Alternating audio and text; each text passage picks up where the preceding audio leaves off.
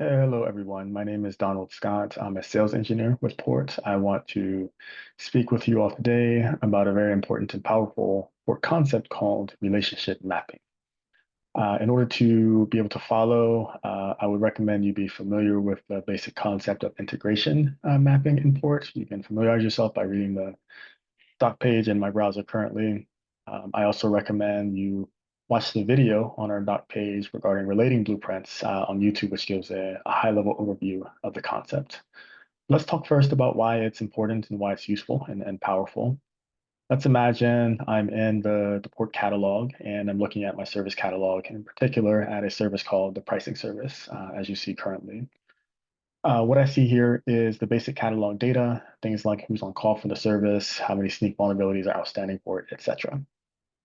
What I see below, the basic catalog data are the what's so-called related entities. What these are data models that are not the service, but things that are related to the service. For example, we have all the live running instances of the service, perhaps in Kubernetes clusters in production, for example, in staging, etc.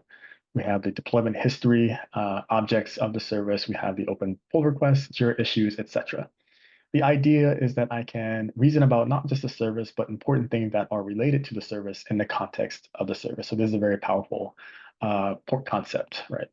So how do we achieve this in an automated fashion? That's what we're going to talk about today. So let's imagine in my personal port instance here, I've got a data model called pull request. This is a port blueprint. So you can see all the fields of the blueprint. Pay attention to this field all here, which is a special field that I've added. It's going to hold some important data for us, and we'll see why it's important in the rest of the video here.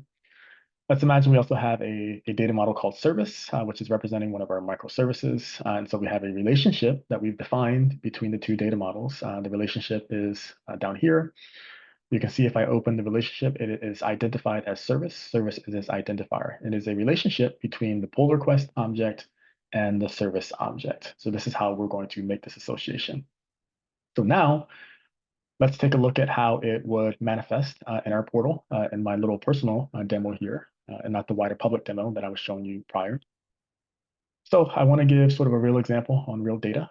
So I have my personal GitHub here, and I just want to kind of walk you through the repo that we're going to model this example off of. So it is in an org called Donald Port. I have two repos in the organization. And in one of these repos, the awesome service repo here, I also have one pull request, which is to create a new file. Okay. So now in my personal port tenant, I should be able to see that same structure because all the data is updated automatically. So if I go to services, I should see two entries for those two repositories in my GitHub, and including the awesome service. And if I click into the awesome service, I should see its related pull request object, as well as some other relationships that we have defined here. But here is the pull request object that you saw in my personal GitHub to create a new file. Okay, so how did we achieve this automatic mapping between the two? So in order for that, we're going to go to the data sources area of our portal. You can get here a number of ways, but a good way is to go to the data model in question. So we'll go back to our builder area, and we were looking at the pull request. This is where we had the relationship defined. So I can click this little button here that says, where is this data model currently ingesting data? And it will take me to that data sources page with the exporter or the integration that's sourcing the data for that data model. In this case, it is our GitHub integration. So if I open the GitHub integration configuration here, I will see our mappings between the different GitHub API objects like repositories and like pull requests. These are API objects from GitHub that we are processing on the port side. And this is where we're doing our integration mapping, where essentially we are taking fields from the API response on GitHub, such as the repo name, and we are mapping those fields in the API response to the fields in the port blueprint. Okay, so this is our basic configuration mapping.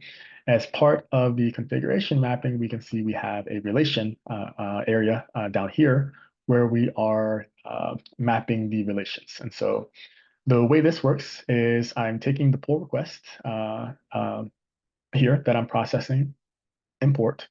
I am creating an entity import for that pull request, and it is going to be identified as such using this JQ filter here, okay? And these are going to be the properties of that object.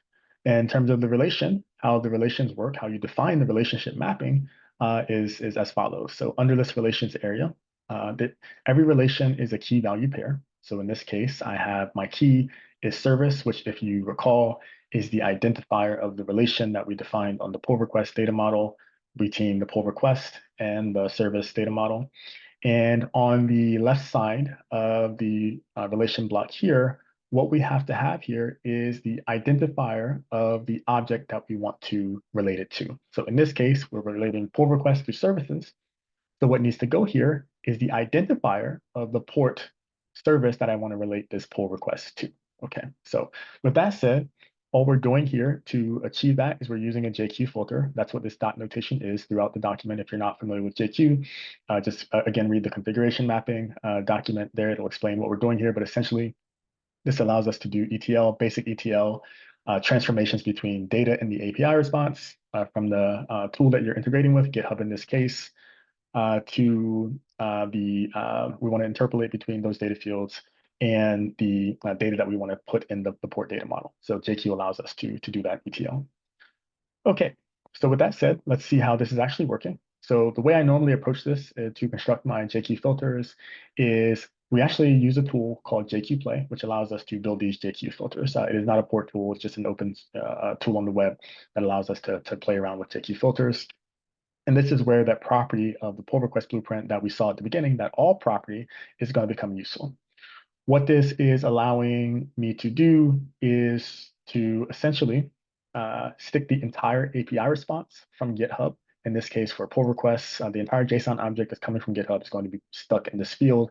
And then I can therefore pull it out to play with the data to manipulate it to see if I can find a transformation between the data in that API response to be able to formulate that target entity identifier that I need. Okay.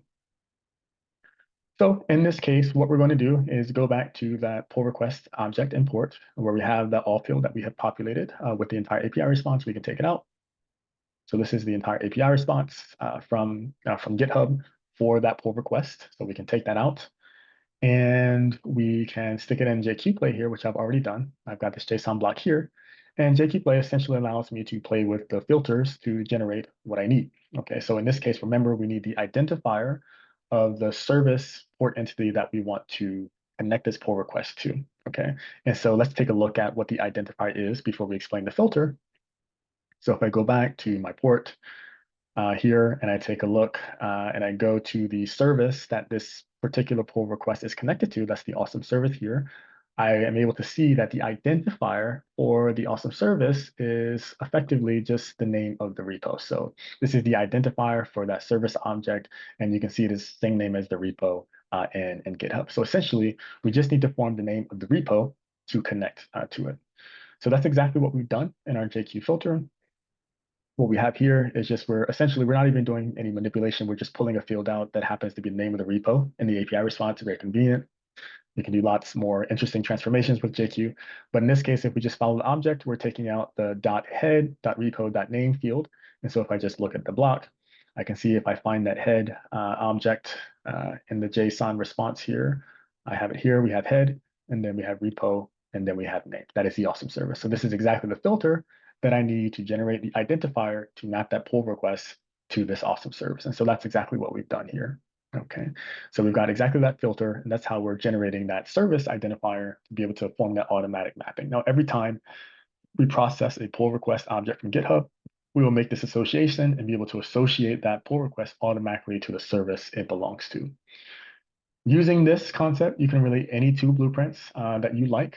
So you can create very, very powerful workflows within Port that allow you to answer questions about your services and data related to those services very, very easily. Thank you for your time today. Enjoy using Port.